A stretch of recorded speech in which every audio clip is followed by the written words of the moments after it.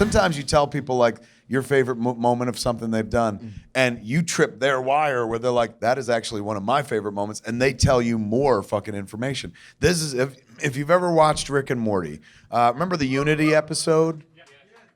For those that don't follow it, it's a genius show. Give it a shot and stuff. Smartest fucking humor you'll see kind of on display right now. And at one point he talked about, it's not just, for me, I'm like, what do you guys just sit around and make jokes? And he goes, yeah, we definitely do that, but we also break it down in a Joseph Campbell type way. He's like, what is the character's heroic journey? I was like, of every episode? They're like, yeah. And I was like, that's what makes shit good. You guys put thought into it and whatnot. That's the missing ingredient and stuff. So in this one episode, Rick of Rick and Morty fame, he runs into an old flame who is essentially a Borg, assimilated Borg. Essentially, Unity is a bunch of people. There's one identity consumed by a bunch of people, so she can change personalities and human bodies in dealing with them, and it basically becomes like a fuck fest for the whole episode and shit like that, because she can be anybody and everybody, so he could fuck 20 people and it's still Unity and stuff. They take science tropes and they really fuck, science fiction tropes, and really fuck with them. But at the end of it, like, it wouldn't work anymore, and her friends were keeping him away from her. It's just like, you're not good for Unity and stuff. Just like he was a bad boyfriend, because they had really great sex, but everything else was terrible and stuff.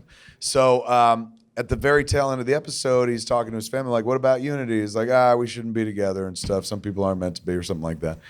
He goes out into the garage, and fucking they play this really fucking like sad, depressing song and shit, which is a great song too, but it's really fucking somber.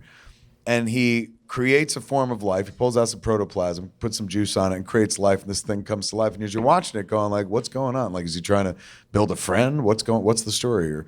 Then he builds another piece of equipment and shit, and puts the thing right under it, and pulls a lever, and it destroys it. It fucking incinerates it. And then he changes the bulb and puts it in, and he's about to incinerate himself the same way. He's tried it out. He created life. This dude's so desperate to feel something. He created life and then destroyed it right in front of himself, and now he's gonna fucking take his own life. And just before the fucking laser goes off, he's drunk, so he passes out, and it misses him and shit. And then he lays there on the desk and in the garage. They pull out wide, and then you see like his son-in-law later in the day just kind of weed whacking on the lawn and shit. Like nothing major just almost happened in the other room. It is fucking profound. It's a very funny show. I'm not doing it justice, obviously, but it's a really deep moment in a very fucking funny show. So I was talking about that, and he's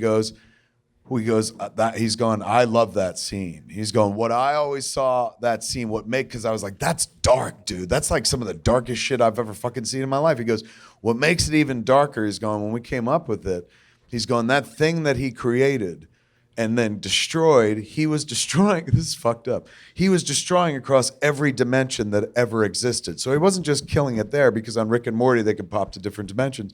He was destroying it throughout the universe. And so then he was trying to do that to himself, but failed because he was miserably drunk. And he was like, that's one of my favorite things. And I'm like, oh my God, man, that is so fucking metal. Being able to talk to the creator and find out little tidbits like that, like fucking, in a fair world, that would get me laid by my wife and shit. But